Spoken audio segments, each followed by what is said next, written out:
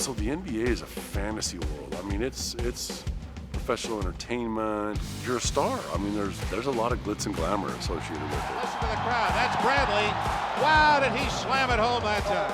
It wasn't a pipe dream. It wasn't something I was wishing for. I internally, deep down, knew it. 911, the address of your emergency? There's a biker that hit my car. He slipped. He's right in front of my car, but he can't move. Okay. Can you feel that? Can you feel that? I'm like, you need to call 911 right away. Something's wrong. I can't move. Life changes in a minute. We're still trying to figure that out. I went from being a professional athlete, bigger than life, do things that a lot of people can't do just because of my size, to not being able to go upstairs to my bedroom or downstairs to the basement or, walk, put on my pants, go to the restroom by myself ever again.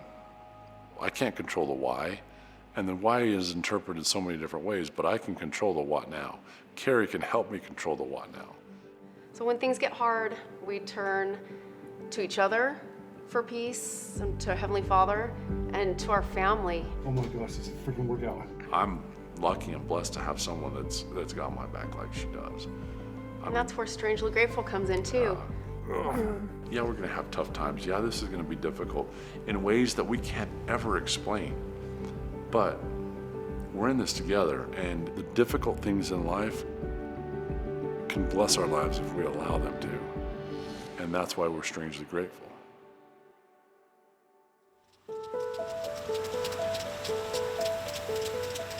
I grew up on a ranch, a half a mile away from the next neighbor, and No, I think growing up in a small town and on the farm helped him stay grounded. it was amazing. I mean, I grew up milking a cow every morning. Great place to grow up, great place to raise a family, great place to go to school. He could dribble when he was real small, and we started him in Little League. I found this round metal thing. It ended up being an old basketball hoop that my grandpa had when he was a little kid. I started playing basketball on it, and I remember we had a little Volkswagen Bug and an old tractor that had one light on it, and I would sneak over and turn those on so that I'd have lights at night.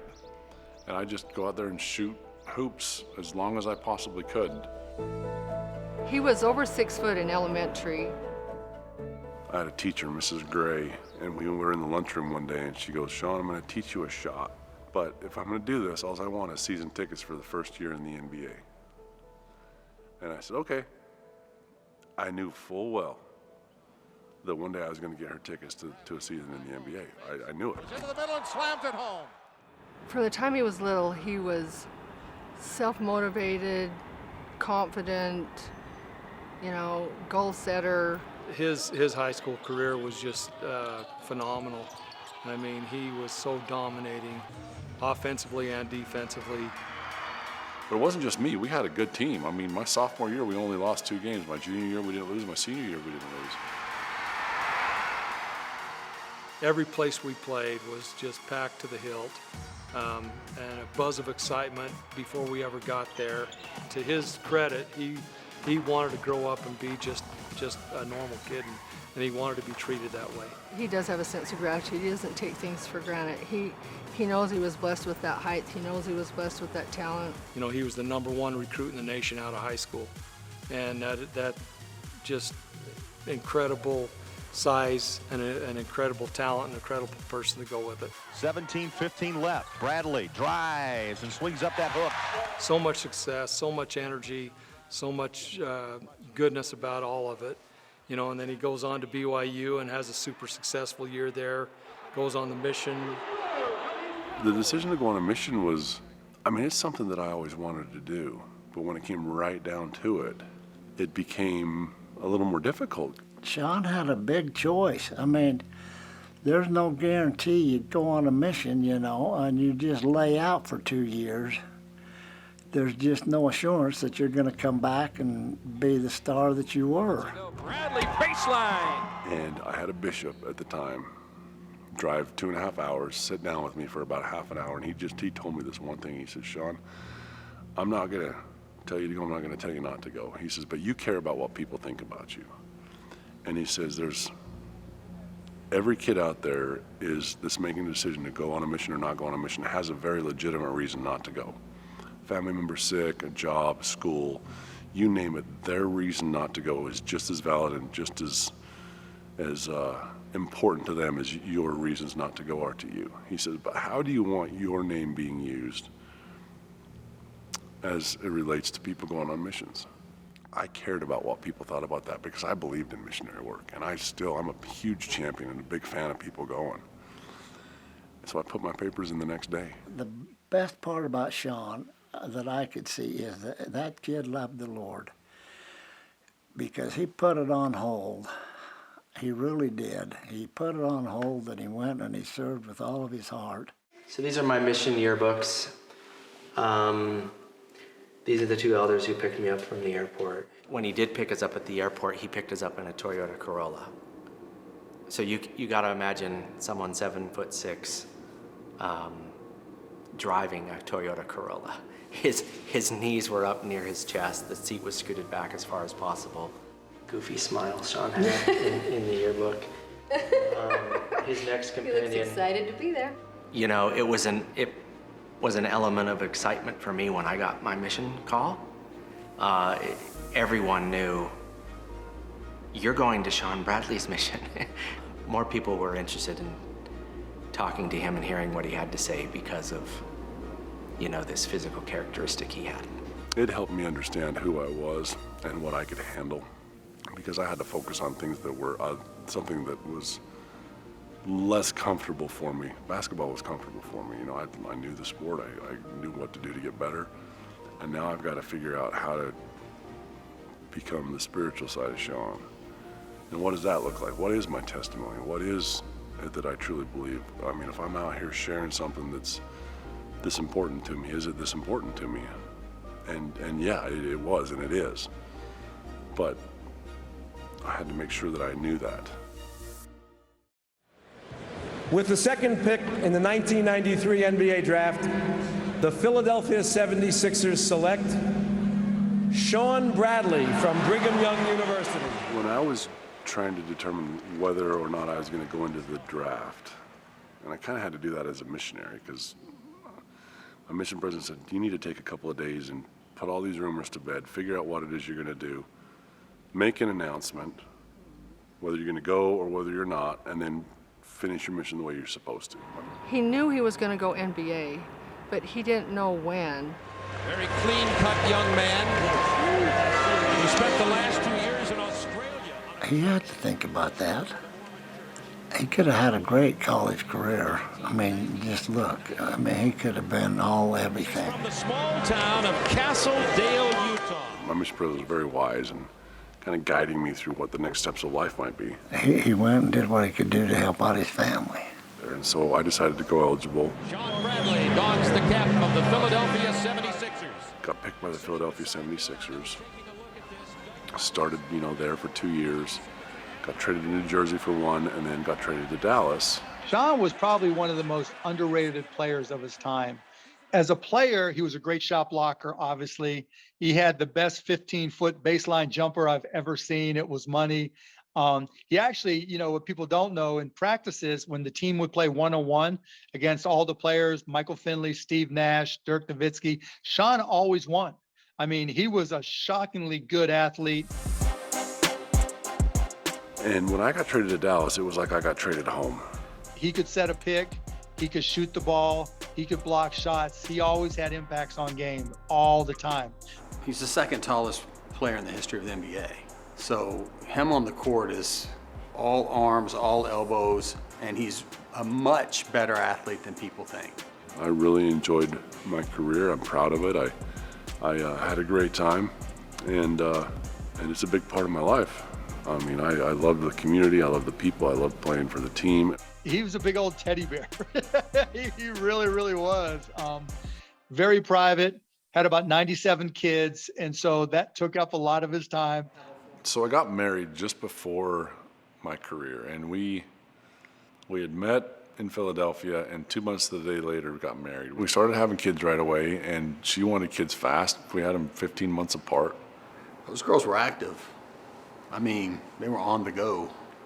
So he had his hands full. She wanted me to retire after 3 years because it just wasn't a normal life, right? And she wanted a normal life. And that happened a couple times through the 12-year career, but when I retired, we decided to move to Utah. We lived there for several years, and then things started getting rough.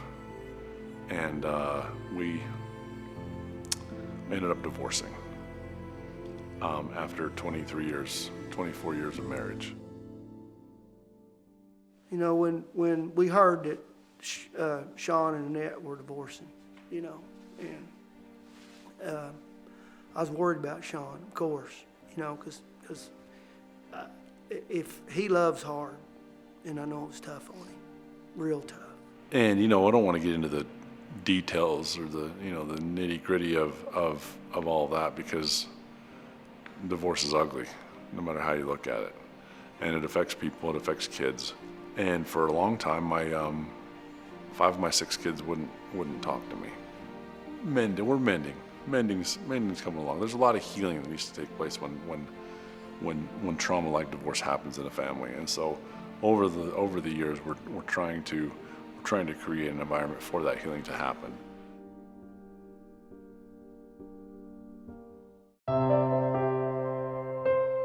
At the very first, I had my boys full time, and I met a beautiful woman at the grocery store.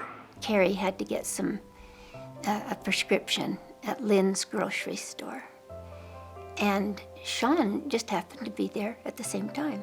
So meeting Shawn changed my life in about every way possible. I found where she lived the next day and just did a drive-by and said hi, and we ended up going for a drive and getting along, and then one thing led to another, and we realized that there was something special with our relationship. Meeting him helped me see that there's still good people out there. So she brought him over sometime later here, and I opened the door, and here's this guy who has to duck to get through the door, and then he bangs his head on my chandelier in the hallway. And I said, well, here's a guy I can look up to in more ways than one, maybe. The Lord picked her out for him for a second chance. I don't think all the NBA and the money and everything that he had up to that point meant as much to him as Carrie. Yeah, they're so good together. And they seem like they both want the same things out of life, and they're always trying to help other people and build up everybody else. And a special couple, I mean, each of them are a powerhouse in their own way, right? You meet Carrie and she's a powerhouse. She's full of energy and positivity and love. And then here's Shawn, who's equally a powerhouse in his own way of strength and support and hard work. And so you put them together and they're a power couple. They are. I ended up a few months later getting married, and so as many of them as we could get, we included them in the wedding ceremony, had it on the beach. It was beautiful, and couldn't have asked for a better circumstance. She had a daughter and 2 boys, and I had my 2 boys full time, so suddenly we have, Carrie and Shawn and these 5 kids, and what do we do now to blend this family? We decided to move to Australia for 6 months. It was crazy because it seemed like we'd been friends forever. When you're in a circumstance like that, your family can come pretty close. You can get to know each other pretty well, and obviously the big goal is to be sealed to one another, and we wanted to make sure that was something that was on the forefront of our minds and something that we could get to. And so fast forward a year later. Yeah. So we met on May 1st, so we call it May Day. And it's just always been a special day for us. It's our day, yeah. And so we knew we wanted to be sealed on May Day. They had one appointment on May Day at the St. George Temple. When we thought about it, we said, St. George is perfect. This is where we met. This is a beautiful temple. And we ended up being one of the last ones before they shut it down to remodel. Yep. So we loved it. We got, sealed there, had wonderful family members come and had a big get together afterwards. And at the grocery store that we met, that they kind of closed down part of the store, and it was kind of cool. It was just wonderful. Everybody came in casual clothes, and it was just delightful. The way the sealing went for us, we felt God's hand in it. because it couldn't have happened the way it did without him. And I think that's one thing we'll always be grateful for, is it's much bigger than us. And we were cognizant of that at the beginning and grateful for it since. Good morning, brothers and sisters. I'm W. Cannon. I'm part of the Bradley crew. Like you said, I'm serving a mission in Baton Rouge, Louisiana. And their son, Dubby, that's on a mission right now. Oh, he couldn't have a better role model. I think the greatest thing I've learned from Shawn, if not the spiritual side of things, is how to treat my family, how to be a good father. Okay, guys, who wants to get rid of these balls? Thank you. Watching him with my kids and with my family, I think even helped me more than us finding each other. My biological father, he relinquished his parental rights. You know, I had to look that up, like Google it. Relinquish? I didn't even know what that means. And on that same day, Shawn just kind of brought up the idea of maybe adopting us. And we're kind of sitting there like, oh, what'd you just say? But it felt right, you know? And so obviously we were all super on board with that. It felt like he was our dad anyway, right? So it just wasn't that much of a change. Yeah, that one. Thank you. He's taught me stuff. Like, I wasn't super like sporty, you know, like growing up with like my mom and everything. There was a lot of stuff that I was lacking on behind, like, but like since I've met him, I've gone like into sports. I've like gone to that business like mindset that you're talking about earlier, and he's just changed the path that I wanted to go to when I grew up. A tough time, you could say. It was definitely a hard time in my life. And Shawn just kind of came through, and I don't want to give him too much credit, but he definitely saved me, saved our family, and it was just like a breath of fresh air. I get way more credit than I should, because I came in the coattails of this sweet woman who's done all the work. Remember, there's a tail on it, okay? Okay. That's good therapy. Come on, Brad. Perfect timing, again, for us, because he was able to adopt him, COVID hit, we were able to spend all this time together. A lemon? That's not a bad idea. Hey, almost. As we started the family, as we progressed through the several years we've been married now, we love real, and that's what we try to. I think that's what attracted us to each other at the time, is we were blatantly real with each other. People look at us a lot anyway, just because, you know, we're awesome. We're odd. Okay, odd and awesome, same thing. There's a wall on the other side of the fireplace over there that has the different places that we went in a short amount of time. We lived a lifetime but we needed to. Oh, the Mickey and Minnie newlywed hat. Because if we hadn't, we wouldn't have been able to, in this experience, look back at so many wonderful times together as a young, because we're still a young couple. Okay, my favorite still though is Great Barrier Reef, because Max had just learned about it in school in Australia. We lived life to its fullest too, and had a lot of fun together, and traveled, you know, experienced things with the kids, unified the family, and honestly, we needed that foundation to deal with this next chapter for sure.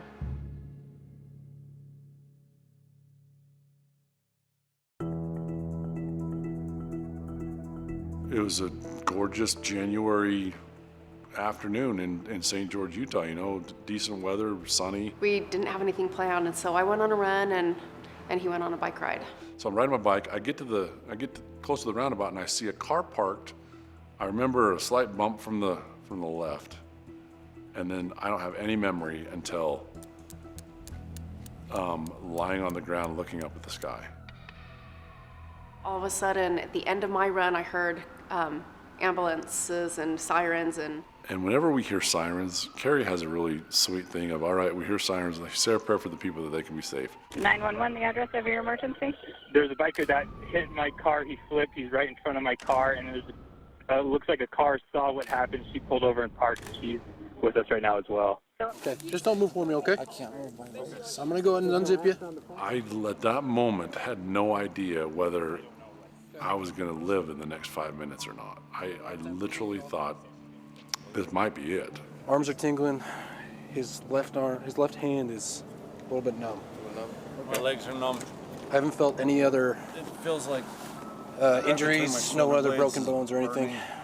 We saw Shawn laying there, and Dubs came with me, and lost it immediately. We see him on the ground and I was frozen in my footsteps. She rushes over to help because her first instinct's always to help. I mean, it really didn't seem real. It just, I mean, we saw his bike, we saw him, we saw everybody walking around, but... Don't move your neck, all right? I want you to keep it as still as possible. The ambulance came and they put me in an immobilizer, cut most of my clothes off. They rushed me to the hospital. I was actually in surgery just about an hour after the accident actually happened. It was just horrible. It's just one of those days you don't want to think about, because you don't realize in that moment how it's going to change everything. All right, Mr. Bradley. So again, I'm Dr. Stouffer, orthopedic spine surgeon. So with your accident, you've got a pretty good break in your neck. So you got a fractured dislocation in your spine. And then a hospital counselor came up to me and was like, oh, well, let's talk. And I think that's when it kind of started setting in that it wasn't just a little scratch, you know? And unfortunately, that means the spinal cord is now getting stretched and kind of pinched. They said my spinal cord did not sever, did not cut, did not break, but it was stretched really, really bad. So this is an MRI of Shawn's neck, cut right down the middle. You can see the base of the brain here, and this dark stripe here is the spinal cord. But then down here at level C6 on top of C7, you can see the fracture dislocation where C6 is moved and shifted in front of C7. It was emotional to think about him probably experiencing a massive identity crisis. I mean, a seismic shift in your identity. When it first happened, I wanted a pound of flesh.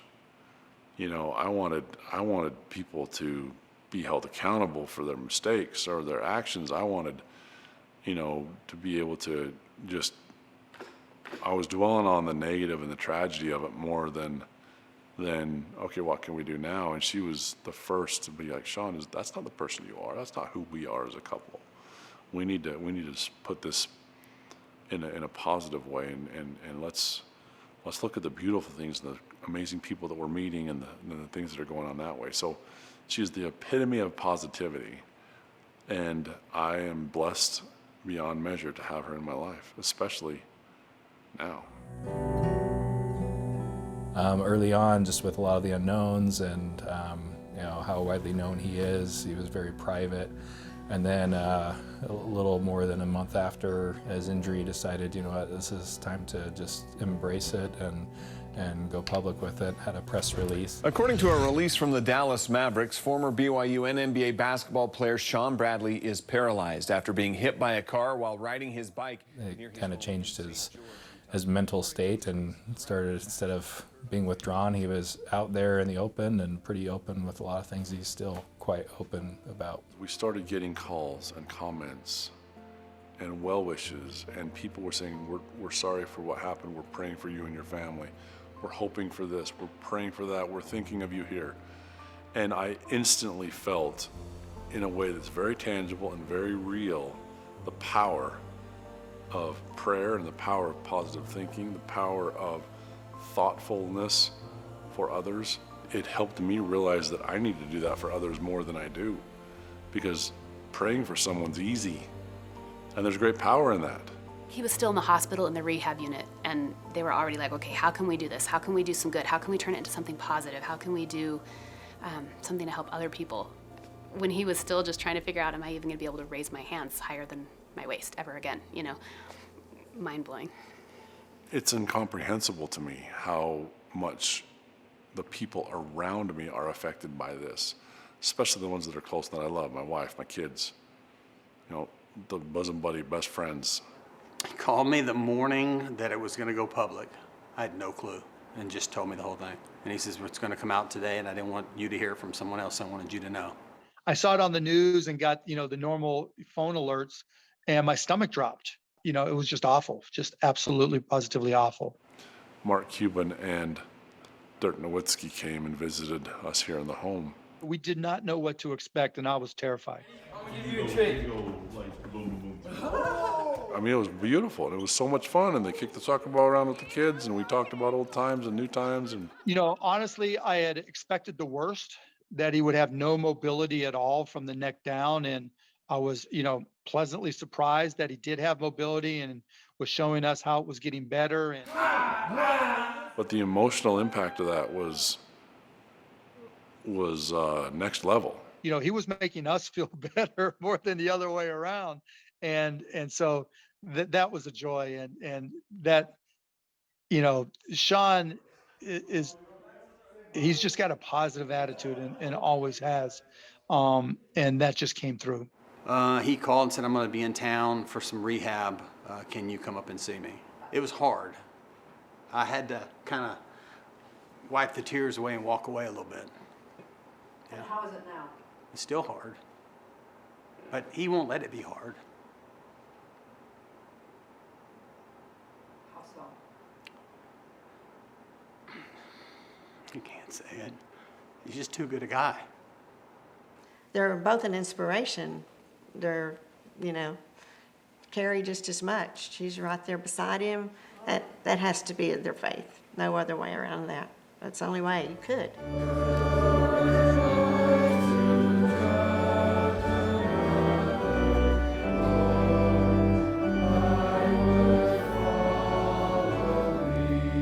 The thing that's been so beautiful during this whole thing has been Shawn's attitude.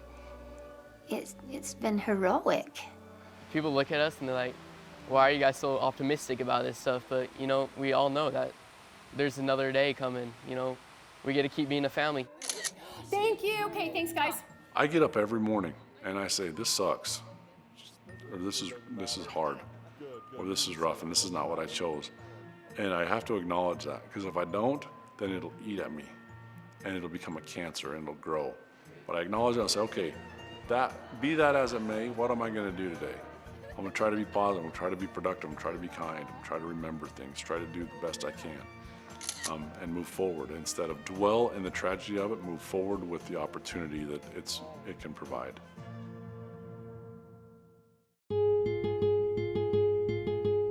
After the accident in the hospital, one of the first things that they have us do is they meet with an occupational and a physical therapist. There you go. And because I'm such a different size, the therapy at the beginning was a challenge, because how do we even gauge if he could be able to do something? Because we don't have the equipment to even set it up. What's up, buddy? Good to see you. You too, man. How you been? I'm doing all right. Good. People tell me that my hugs are getting stronger, so They are. good. I found out very quickly that we did not have any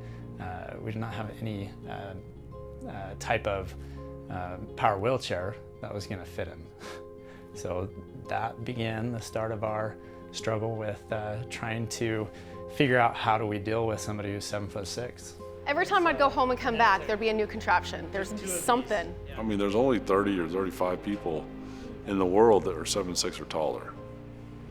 And so this is brand new territory. You MacGyvered it. We had to MacGyver so many things. So true. It's hard enough when you weigh 150 pounds, but when you weigh 350 pounds and you have over 7 feet of body to move, what is traditionally the way that you would teach somebody to move, you no longer can do that. 1, 2, 3. We had to walk this line of what's possible, what's not possible, what's practical, not practical, and then decide what we're really going to go for. Oh boy, let's go. There we go. We're gonna get him dancing here soon. It was dark and it was hard, and he felt alone. Even though he had some amazing people supporting him and helping him and guiding him. Really, one of the things that Shawn has done, though, is he has worked really hard at sitting there going, okay, I'm going to be all right with this level where I'm at the moment, and I'm going to find hope and joy in this. And a lot of that has come from Carrie, who is just always trying to show that. One of the things she did to try to motivate him to start doing things more for himself was, they call it French fry therapy. So she brought in some McDonald's and put the fries on his chest, said, okay, grab it. She wouldn't feed him. She made him, kind of struggle with trying to get those French fries in his hands and put them in his mouth. Push, push, push. There it is. There it is. Push. it's tough, you know, it's hard, and they're having to face a lot of realities that nobody ever wants to think about, you know, but they celebrate every little thing. Like with Carrie, I'll be like, okay, like, you need to vent, you need to like get things out. Like, this is a huge life-changing thing, and it's not like Shawn's a normal size. So I try to just tell her, like, it's okay to have like feelings of frustration, and because you need to feel that and process it and go through it so that you can keep going each day, because every day is going to be a journey and a process. It's like the puzzle of life, right? And you know, if you were in their same situation, then how would you adapt to it? How would you figure it out? You know, what's your support system? The physical therapy in St. George was amazing in the hospital, and we found this place in Texas, and so we like to go back and forth between the two. Body slamming. Sorry, it gets a little bouncy back there. And I'm in the slow lane too. Well, you might be in the slow lane, but you ain't going slow, hon. So now they're going to be moving on to Texas. They're building a house there, and they're going to be closer to where his treatments and therapies are, so that they can be closer to what he needs. With the accident, it gives us purpose to come back, which is kind of exciting. Hey, sweetie, how you doing? Being able to come back to Dallas allows Shawn to have even greater impact. And I think he's really looking forward to that. I think Mavs fans are going to benefit from it. And I think people, you know, who fight the same fight are really going to benefit as well through Shawn and Carrie's positivity. You have a good workout? All right, love you guys. Excellent, excellent, man. Knuckles, let's do knuckles. My hands work a little better that way. Good luck to you, man. Thank you, man. All the best. Yep, we'll see ya. Yeah, so typically we see him for an hour a day, 5 days a week. It looks pretty good, though. I like it a lot. He's an athlete, and we wanted to challenge him like an athlete because that's his personality type. So we thought this was a great place for him to be. Well, that's actually really nice. He had a really hard time holding himself up, even with both hands, and being upright. Now he can actually sit upright and not have his hands on the mat. Look at that. Who is this person? That's totally different. Who are you right now? As crazy as a lot of this stuff is to figure out, the other side of that is that there's beautiful connections and wonderful people and opportunities that we have now that we would have never had otherwise.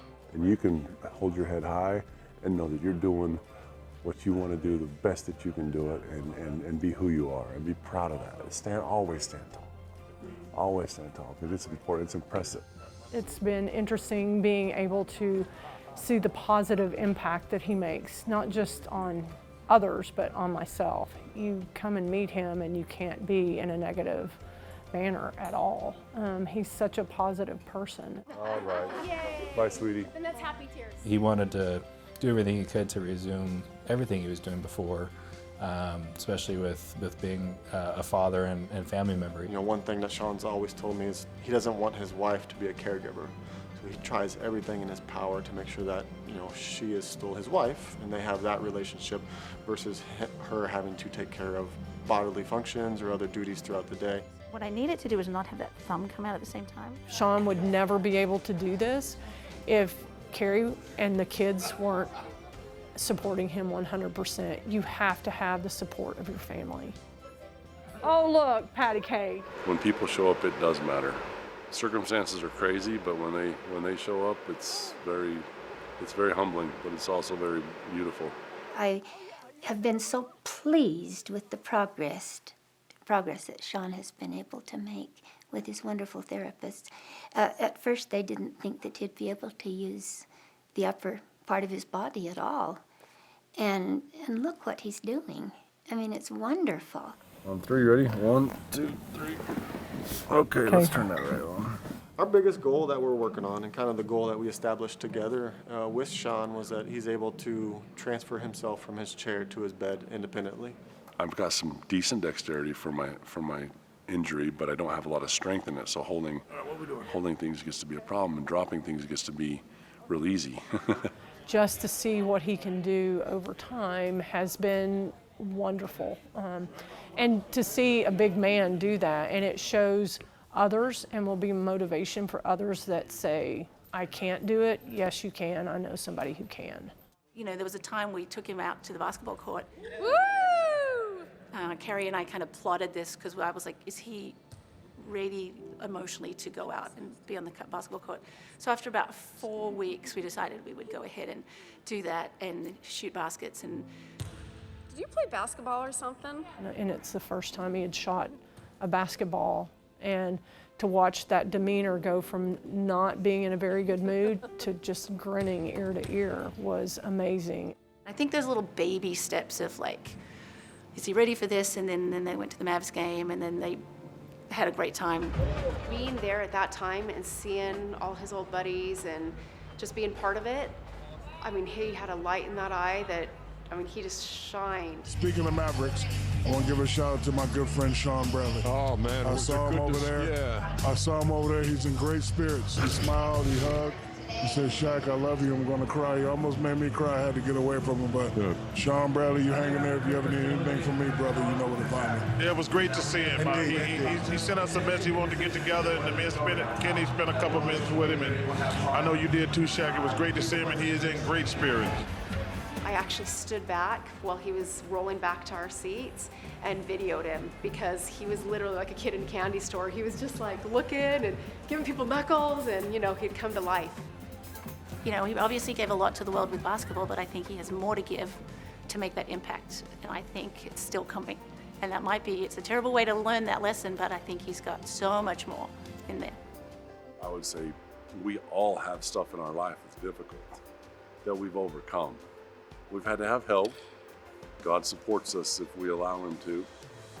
And I believe that each of us have something in our life that we can look back on and say, I made it through a difficult time there, and because I know I can do that, I can get through what I'm going through now.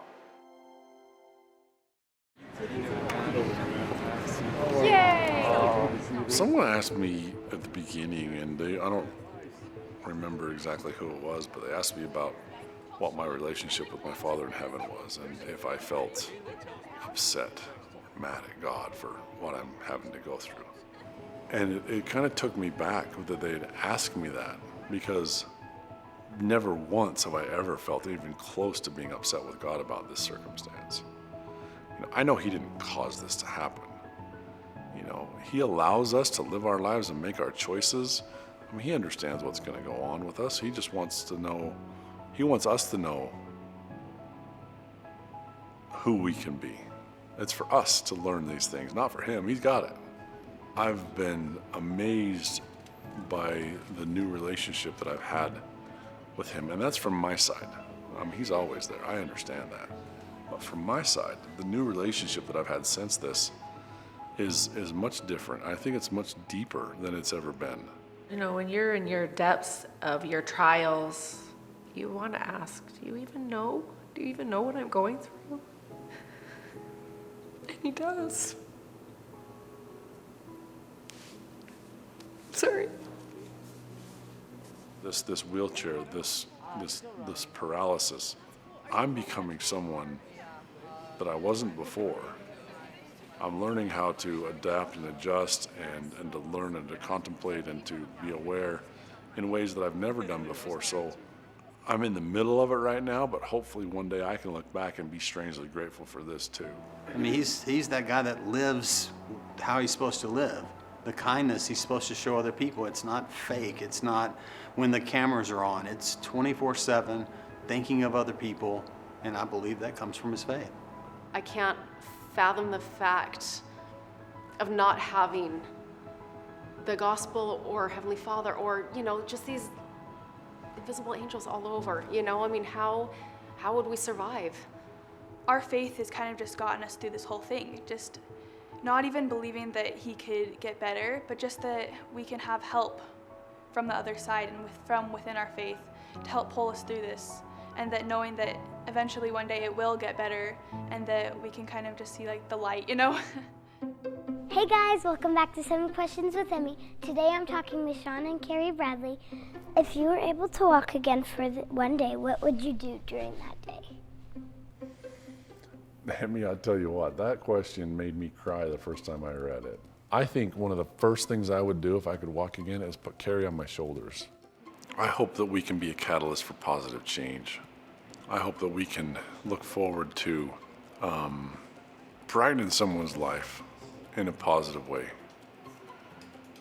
And if it takes me in a chair and her at my side to do that, then so be it. Thank you. There's always something, you know, and it's not easy at all.